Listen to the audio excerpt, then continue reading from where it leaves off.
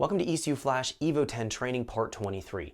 In this video, we're going to learn about working with our launch control tables. Now, these are going to be a way that we can implement a anti-lag function when we're on our actual stationary rev limiter or the launch control. So the stationary rev limiter from Mitsubishi is there, so we can't do clutch drops and damage the drivetrain. We can use that for a two-step. It's a really basic two-step, and it usually doesn't build a whole lot of boost, maybe 2, 3, 4 pounds of boost at most. When we integrate it with the launch maps feature on the Tehpra V3 ROM, we can retard timing and we can add fuel. That allows us then to have an anti-lag type effect, which we can build more boost when we're launching off the line. So no longer we're going to be building 3 or 4 pounds of boost. We might build 15 or 20 pounds of boost. I'm going to show you how to set it up and some of the tips and tricks to get it to work properly in this video. So without further wait, let's jump in so we can check this out. Okay, so let's get started. We're going to be taking a look at working with some other features in our Tehpra V3 ROM that we haven't covered yet.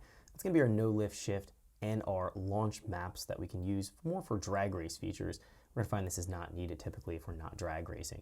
So we've covered already looking at our knock cell light, our throttle shutdown on high knock count, our meth failsafe, our alt maps, and our variable MyVec crossover point if we choose to use that option in the last few videos. Now let's go and take a look at these new features within our Tehpra V3 ROM. So what we're going to find here, let's first talk about our no lift shift feature. No lift shift is going to be exclusive to a GSR-based Evo 10 that has a 5-speed gearbox in it.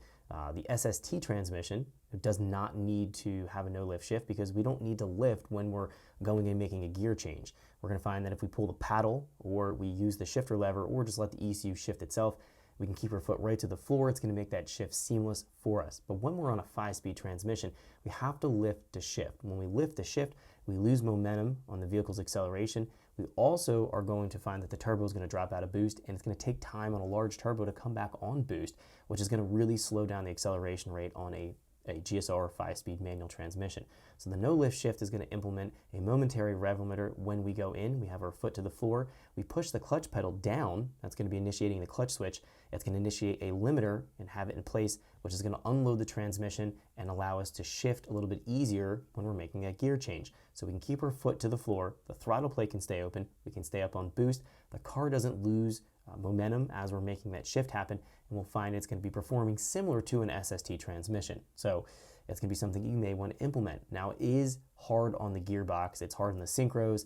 It's going to be hard just in general on the drivetrain. So be sparing when you use it. It is an option that we can definitely implement, but it's something that I usually tell the drivers to use sparingly. So let's look at our programming options that we have here. So we're going to find that we have our minimum speed required for no lift shift.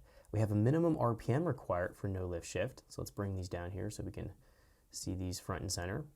We're also going to find here RPM drop for no lift shift. Let's bring that here.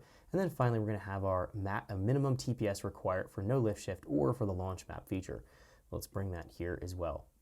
So when we're looking at this, the RPM drop, let's talk about this first.